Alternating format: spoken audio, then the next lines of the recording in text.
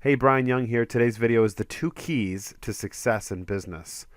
Now, a question that comes up from time to time is somebody knows that I'm successful in selling physical products on Amazon, and they ask me, what is your key to success? Or they say something along the lines of, what is your best advice to somebody who is just starting out? And my answer, when somebody first asked me that question, probably a little over a year ago, my answer is exactly the same as the answer that I give today. I feel like for you to be successful in business, you need to be content and you need to be focused.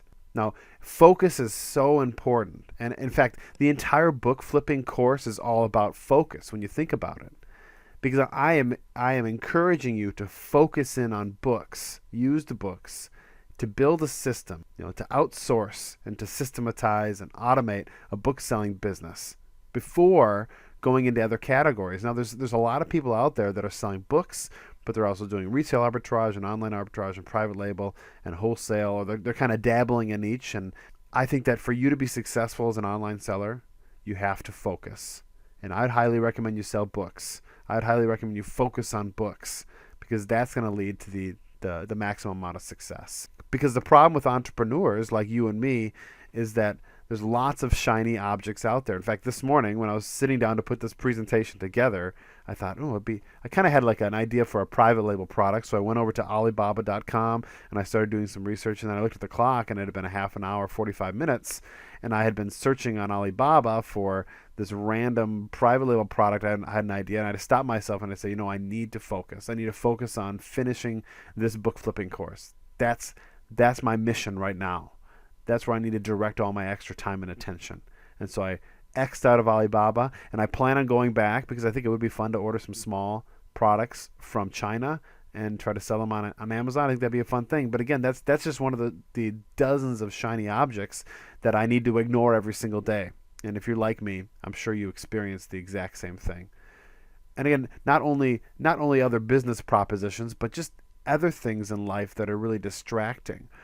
Entertainment, so to watching TV or surfing Facebook or reading a book that's non-related to the development of your business, or maybe even just sleeping in. I think these are things that we do that take away from our success in life.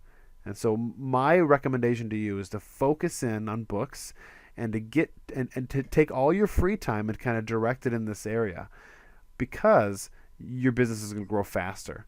Now, I don't mean be like a Scrooge and always be like grumpy and working on business all the time. But if you focus in, if you make it your one thing, if you get really passionate about it, you hyper focus on this one thing, you're going to be more productive and more successful. But the key to this presentation is going to revolve around being content. Now, I think I've spent like I said, the entire book flipping course telling you how to be focused. But I really should dedicate an equal portion, if not more, to the importance of being content, because I think it's as equally important. You can be as focused as you want on book selling, but if you're not content in life, if you're not content with where you are right now, then that business will fail. So I think they definitely go hand in hand. They're definitely both very important. Now, here's the problem. Consumerism will ruin your business. Now, I just don't want you to let your personal consumption practices and your general restlessness in life ruin your business before it even has a chance to get off the ground. Conversely, we need to be dedicated and focused, and we need to resist on the urge to pull out money too fast. And what I mean by that is you'll come to the crossroads in your business where you'll have an opportunity to take an income out of your business. And so the question of the day is, when does that day come? When should you stop rolling 100% of the proceeds of your business, the profits of your business, back into the business? And when should you start paying yourself a portion of that? And if we have an insatiable desire for stuff, whether it's the new phone or the new car or the new house or the new clothes, that could encourage you to take money out of your business faster than you should, which could be to the detriment of your business as a whole. And I'm going to show you some numbers here by the end of this presentation that hopefully kind of give you some perspective on that. But here's the thing. Successful people delay gratification. I mean, if you go throughout history and if you spend any time reading about famous entrepreneurs, you're going to find that they delay gratification. In fact, there's a book by Stanley called The Millionaire Next Door. He also wrote The Millionaire Mind. And I read those books, and it does it profiles all the millionaires in America. And the shocking discovery that he has is most millionaires, like the bulk majority of millionaires, live like regular people. They drive used cars. They live in modest suburban environments. They're not the millionaire that you would think that millionaires would look like the ones you see on TV with 5 or 6 Ferraris out front of their 200,000 square foot house. They live much more modest because they delay gratification now is because they're as successful as they are ultimately, I believe. Common sense will tell you the more money that you put in, the faster your business will grow, especially if the opportunity is there. So if the opportunity is in your business right now to buy product, to buy books, to resell on Amazon, and it's almost like an infinite source of books with all the different sources that you could be hitting up, whether it's thrift stores or library sales or estate sales or auctions or recycle centers, etc.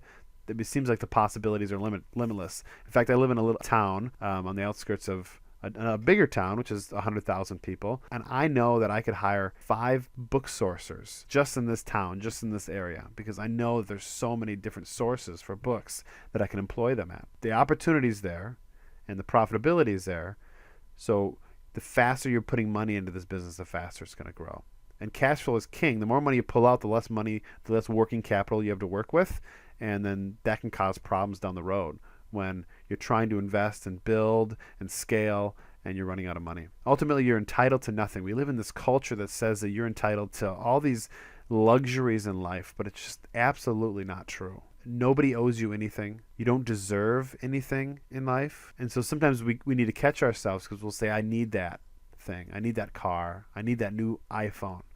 But you really need to check yourself and say, do I need it? Is it a need or is it a want?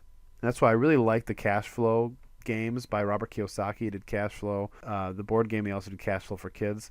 It really helps you to differentiate, maybe for the first time in your life, needs and wants. Luxury items, or doodads as he likes to call them, and real life expenses. And when you separate those things in red and green, you'll see the contrast of your mindset, which can be really helpful in setting up a successful business by kind of tightening up your personal expenses. And that leads us to the next point. You need to get your financial house in order. And I think this is one of the keys for you to be successful in business. 8 out of every 10 businesses fail. And I think one of the main reasons has to be is personal spending habits. It has to be, because it can just drain the profitability out of a company. And then as you and I know, businesses and their profitability fluctuate with the market. And so there's going to be ups and downs. And your business needs to be able to sustain itself when the market's good and when the market's poor throughout the course of a year or two. So my earnest recommendation to you is to take only what you need out of your business and put the rest back in. Greg Murphy once said he takes just enough money to meet their basic needs, put food on the table and clothes on their back, and enough, just enough to keep his wife from leaving him. And then he puts the rest back in the business. And if I could, and I'm the same way too. We've come to a point where we could pay ourselves significantly out of our business, but we've decided we're going to live frugal lives now. We're going to reinvest all that extra money back in. And we're going to also give a bunch of money away too, which I think is what brings me joy. And maybe down the road, if we want to buy nicer things, then we will. But we're not going to be enslaved to those things. Right now we drive a 1997 Honda Accord station wagon. One of the tires is really ugly looking. It has like rust all over it. It has over 200,000 miles. But it gets us from point A to point B. And the opportunity cost of buying a new car is too great. And what I mean by that is, yeah, we could afford a new car, but that money could be better spent scaling our business. And then when we experience the windfall of all this hard work and delayed gratification, then we can spend money and buy a new car down the road if that's something that we're interested in. Dave Ramsey said, and I love this quote, "Live like no one else today so that you can live like no one else tomorrow." So the idea is live frugally, cut your costs, delay gratification. You're going to look odd among your peers, probably. We live in a neighborhood where everybody's spending typically more money than they're making. Our neighbors, they drive nicer cars than us. They have nicer toys. They have nicer cell phones. They buy brand new clothes from department stores. They have all the things that we don't have. And so if you were to take them and set them next to us, society would say, well, obviously they are more well off, or richer, or smarter, or better than us. But Dave Ramsey says, don't buy into that paradigm. Just live like nobody else. So stand out today, and then when you're financially free, then you'll be standing out for a better reason. You'll be financially free. You'll have financial and lifestyle freedom, which is going to make you different from the rest.